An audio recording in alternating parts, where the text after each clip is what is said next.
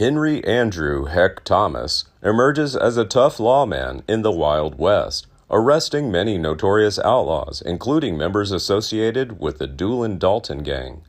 In August of 1896, Thomas was in charge of a team that chased and killed the criminal Bill Doolin. Remember to hit the like button because it helps us a lot. Don't forget to subscribe to the channel and press the notification bell to not miss the upcoming interesting videos. Born on January 3, 1850 in Athens, Georgia, Thomas was the child of Martha Ann Fullwood and Lovick Pierce Thomas. Raised and educated in Atlanta, he was nicknamed Heck at an early age. His parents aspired for him to become a Methodist minister, yet the spirited young boy held different aspirations. When the Civil War broke out, his father and two uncles quickly enlisted, each earning honors in the Confederate Army. His father, eventually promoted to colonel, commanded the 35th Georgia Infantry, while his uncle served as colonel, leading the 16th Georgia Infantry. Another uncle, Edward Lloyd Thomas, took command of the 49th Georgia Infantry, eventually being promoted to Brigadier General of the Thomas Brigade before the war reached its climax. At the age of 12, Heck contributed as a courier on the Virginia front. After the war ended, Heck's father became the first city marshal of Atlanta, and at the age of 17, Heck joined the police force. In 1871, he married his cousin, Isabel Gray, who came from a prominent Atlanta clerical family. During his tenure as Atlanta police officer, Heck performed his duties well, gaining recognition from the community. In 1875, Heck decided to move the family to Galveston, Texas, where he quickly landed a job as a railroad guard with the Texas Express Company. Tasked with guarding the Houston and Texas Central Railroad, this route is frequently far from train robberies. In 1878, the Sam Bass Gang tried to commit a robbery on a train near Hutchins Station, located about 12 miles southeast of Dallas. In this incident, Thomas was injured. Although an inevitable gunfight ensues after the robbery, his foresight prevents the group from fleeing with any loot. Heck had a strategy of hiding cash in a dimly lit kitchen while storing packages of bait in a safe. By the time the outlaws discovered the ruse, the train was safe. He was then trusted to be promoted to Fort Worth detective for the company, and by 1879 he held the position of CEO. By 1885, Thomas decided to give up his job with the Texas Express to run for the vacant post of sheriff. Unfortunately, he loses, then finds a job at the Fort Worth Detectives Association.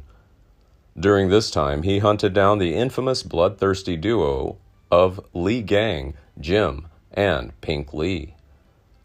This notorious gang of horse and cattle thieves ravaged Cook County, Texas, as well as the Chickasaw country, forcing both settlers and Native Americans to fend off. In May 1885, when U.S. Marshal James Guy assembled a team to pursue the gang, they unexpectedly fell into an ambush, resulting in the tragic deaths of 4 team members. Soon after, a large $7,000 reward was awarded for the capture of Jim and Pink Lee, making Heck Thomas more determined to pursue them. After 4 months of relentless searching, Thomas, along with the team led by Jim Taylor, located the Lee brothers in a hayfield near Dexter, Texas.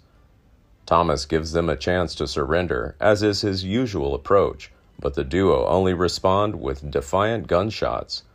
In the ensuing gunfight, both outlaws were killed, and the individuals responsible for their capture received well-deserved rewards. The next day's newspaper headline declared, "The Lee brothers, the most notorious desperados in Texas, finally go down with their boots on." After this daring feat, Thomas was appointed Deputy U.S. Marshal in 1886. Moving his family to Fort Smith, Arkansas, Heck began serving under the infamous Isaac Parker, known by the nickname the Hanging Judge. In the years that followed, Thomas built a reputation as one of the most productive delegates in the volatile Indian Territory. On his first trip out of Fort Smith, he successfully captured 9 murderers, 2 smugglers, a horse thief, and countless other dangerous criminals. This remarkable feat has become the norm for Heck, who often operates alone and will bring more outlaws to justice in the territory than any other marshal. Despite his flourishing career, his personal life faces challenges. Just 2 years after assuming the role of Deputy U.S. Marshal, Heck's wife, Isabel Thomas, became wary of border life and her husband's prolonged absence. As a result, she began divorce proceedings and returned to Georgia with their 5 children. In 1888, while recovering from mission-related injuries in Tulsa, Oklahoma, Thomas came across a young schoolgirl and a preacher's daughter named Maddie Mowbray. A year later, in October 1889, the couple married in Arkansas City, Kansas, and Heck began a new life with this family. In 1891, Thomas joined forces with 2 deputy U.S. Marshals, Chris Madsen and Bill Tillman, in a joint effort to catch some of the most notorious criminals of the time. The trio quickly gained the nickname Three Guardsmen and played an important role in establishing law and order in the Indian Territory. In 1892, Thomas and Madsen pursued the Dalton Gang, whose reign of terror enveloped the Indian Territory through a series of daring train robberies. On October 5, 1892, the Dalton Gang attempted to rob 2 banks in Coffeyville, Kansas simultaneously, hoping to steal enough money to give up a life of crime and seek refuge in South America. For Heck, the pursuit of the Daltons had an irony because Bob and Grat Dalton served as deputy U.S. Marshals just like him. Furthermore, he worked closely with their late brother, Frank Dalton, who died in the line of duty. However, his past ties to the Dalton family didn't stop him from pursuing. In fact, it was Emmett Dalton who later declared Heck Thomas their archenemy. After the Dalton Gang train robbery in Adair, Oklahoma, in July of 1892, Thomas quickly followed their trail and located their position in Osage Country. Continuing to track down the outlaws, he also reached their campsite, about 20 miles south of Coffeyville. As he continued his pursuit, news reached him that 4 members of the Dalton Gang, including Bob and Grat, had died in Coffeyville. The sole survivor, Emmett Dalton, was wounded. Quickly, Heck reached Coffeyville and identified the bodies for the Wells Fargo Company. In 1893, the 3 Guardsmen received the task of establishing order for the emerging settlement of Perry, Oklahoma. Quickly earning the infamous nickname Hell's Half Acre, Perry became home to 25,000 people and over 100 saloons. With the influx of people, lawlessness and unrest and chaos have become common in this growing city. Operating in the area is the infamous Doolin Gang, whom the 3 Guardsmen are determined to capture. Over the course of 4 years, the Doolin Gang committed train and bank robberies throughout Kansas, the Indian Territory, and Texas. Finally, in August 1896, Thomas led a group that caught up with Bill Doolin. Faced with capture, the outlaw made a futile attempt to shoot his way out, but was ultimately met with fatal consequences.